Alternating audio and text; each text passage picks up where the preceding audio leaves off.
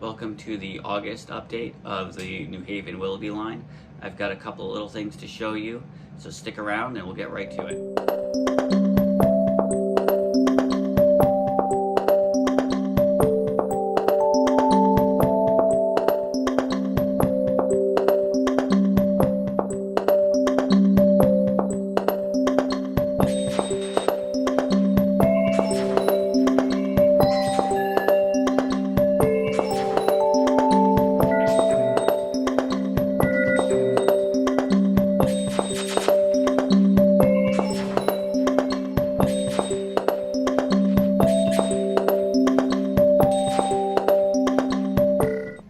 The first part of the update involves the latest addition to the New Haven roster, the ALCO RS11 1405. It's my first Rapido locomotive, and I'm pretty pleased with it.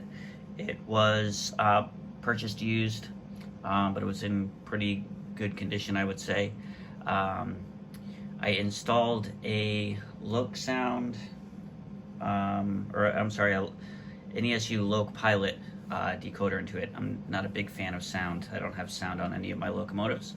I was kind of disappointed to find out though that the Rapidos, when you buy them DC version, which this was, it comes, I think, pre-wired with a speaker and everything. So maybe I should have invested a little bit more and just gotten a Loc sound, but being that I don't have sound on any other locomotive, I'm fine with the Loc Pilot non-sound decoder.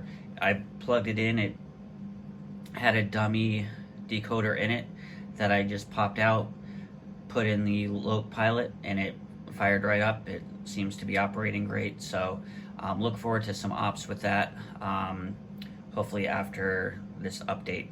And also on my Instagram channel, there's going to be tons of this guy working around the layout.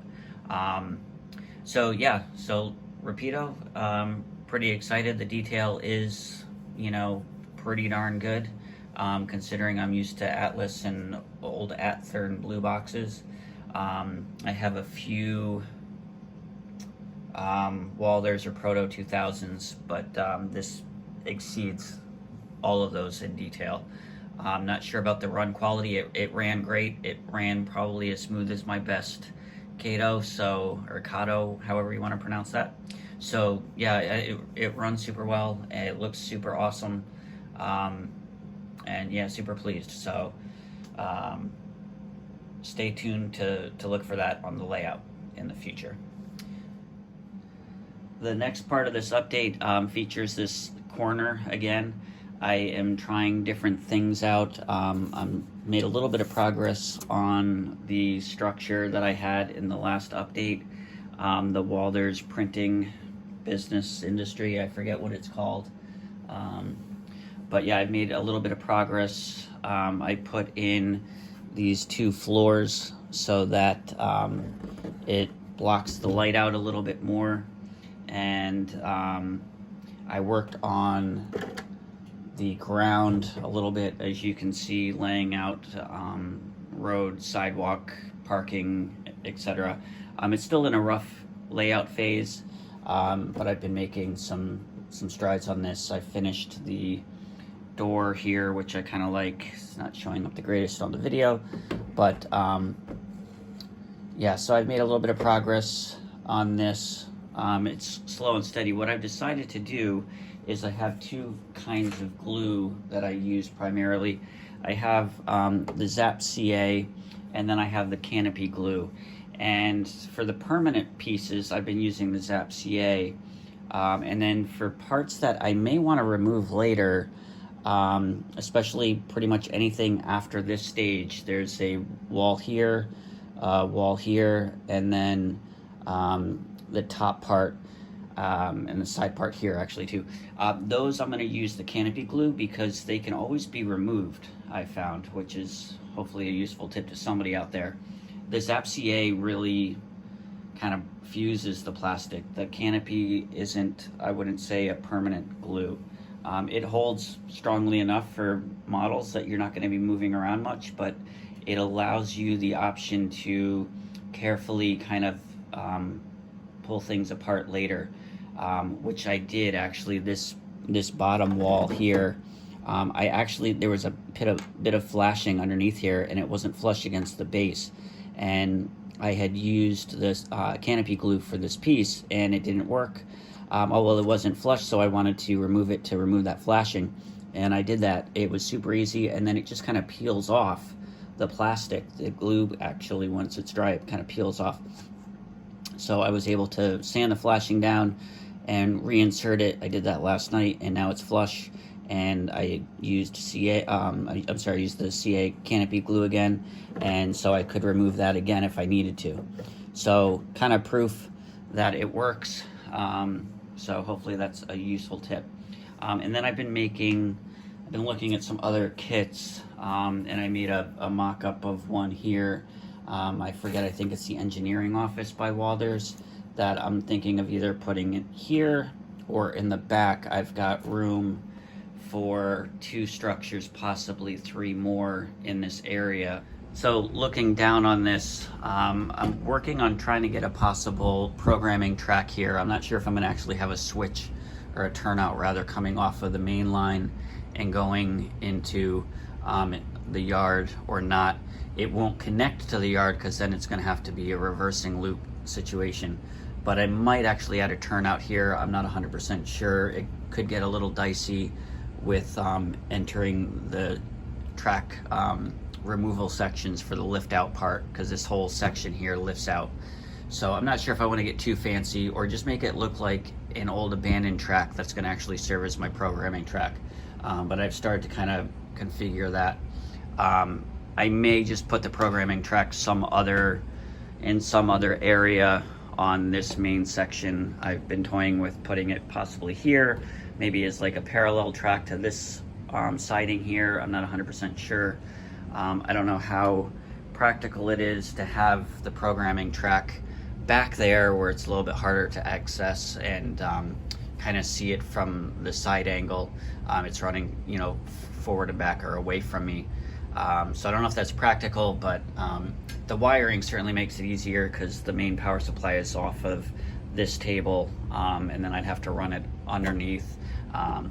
So that's something to consider. But I've been toying around with the idea of the programming track.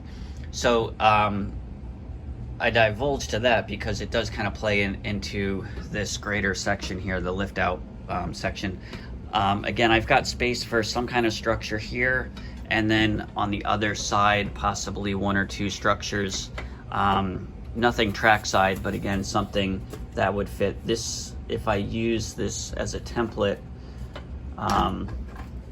you can kind of see it does work on this side here. If I kind of position it a little bit, closer, I would have like an alleyway in between the 2 buildings. There could be some parking here. Working across the seam, I could put another small structure here, maybe where that cup is. So there's some things to kind of figure out.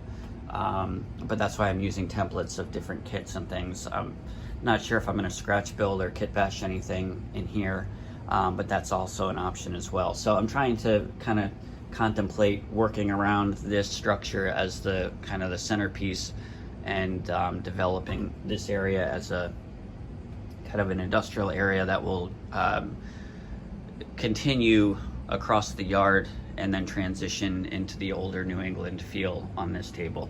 And these 2 buildings here kind of serve as a transitional piece. So that's where that is. I did put some paint and turf, and then I put some plaster for the sidewalk or pavement and whatnot, to kind of figure out where things are going to go and have an access road here. It may cross here, I'm not sure, but those are some other options. So let me show you the next little project that I've been working on, and I got a couple of more, and then there will hopefully be some ops at the end of this. So the other little project that I've been working on is working on the back of this kit here. The road behind it goes to the first floor. This is actually the second floor up here, and it initially had a window, and I wasn't pleased with just having the ground at the windows. It didn't kind of look natural as to why you would build it into the ground that way. So I added a door with an awning, and then I'll put probably some kind of fencing or something up here to make it look like there's actually like an entrance or an exit up there, just to kind of establish as to why that building is, you know, built into the ground as it is. I know that's quite common, but I wanted to make it look as natural as possible.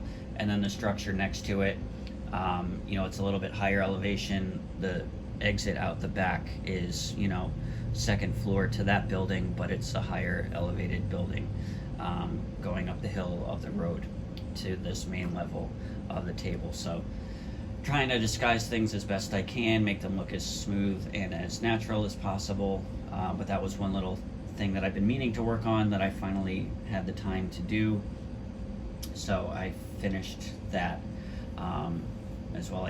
I actually had to level the ground up a little bit up here, which is why that's still white from the wet sculpt mold. So I'm gonna have to paint that, sand it, paint it, turf it, and then you know, go from there. So there's some landscaping to be done, but I think the ground and the door, you know, looks more natural now. And then I'll probably disguise this slope either behind the fence, some shrubbery, brush, garbage, something, or all of that, I'm not sure. So there'll be an update on that in the future as well. Another little project that I had worked on, I think I had mentioned it in the last update, were these two lumber loads. So I've completed this one here with some scraps that I had from a couple of my laser cut kits, and then I have another one here as well. I might weather them a little bit more or paint the ends to make them look like new lumber. I'm not sure. They're going to serve as new lumber, which will probably be serving this industry here, as this was planned initially to be a furniture factory. So I'm not sure if that's going to stay, but those two loads are completed for the most part, and I'm pretty pleased with the way they came out. So that's that. The next little thing that I had worked on, which I'm going to have to update immediately because of the latest edition here, is I had made, using my label maker, it probably would have been better to just make a template on some computer program that I could just update, like Excel or even Word would be fine. It's not complex. But a cheat sheet for the roster that I have for the locomotives that I put on the back, just so I can kind of keep track of things. So I'm gonna have to add the 1405. I have 6 recalls on the power cab, which I use all the time. It comes in super handy, and I keep things in numerical order. There's some locomotives on here that I don't use a whole lot. The 273, it's the it's actually this one here, the F7. It doesn't run that well. I need to completely rework it, but that one will probably not be in normal rotation, and probably the GP9 is going to go by the wayside as well, because that's an old blue box. And then that leaves me with 6 after that, plus the 7th being the 1405. So I'll probably have to figure out which is going to take priority. But yeah, so I'll just update this as a cheat sheet. But I had posted this on my Instagram, and there was somebody who said, you know, that was a good idea. So sometimes I have okay ideas. So I'm going to update this. I'll probably just not print out each one, because that was a major pain, but I had fun doing it. So I will probably just make one document that I can update as I update the roster and do that. So that's going to conclude this update. This is actually being filmed in July for August, which I usually film the updates in the month that they come out. But things are a little tricky at home this month, so I wanted to get this update out there. So follow my Instagram page. I'll put a link in the description here so you can follow along, because that's a quicker, easier way to stay updated. Table looks like a mess again, as always. But stick around for the September update. I will, again, keep things more updated on the Instagram channel, and showing you my new carpet here. It was in our upstairs spare bedroom, but I put it down here.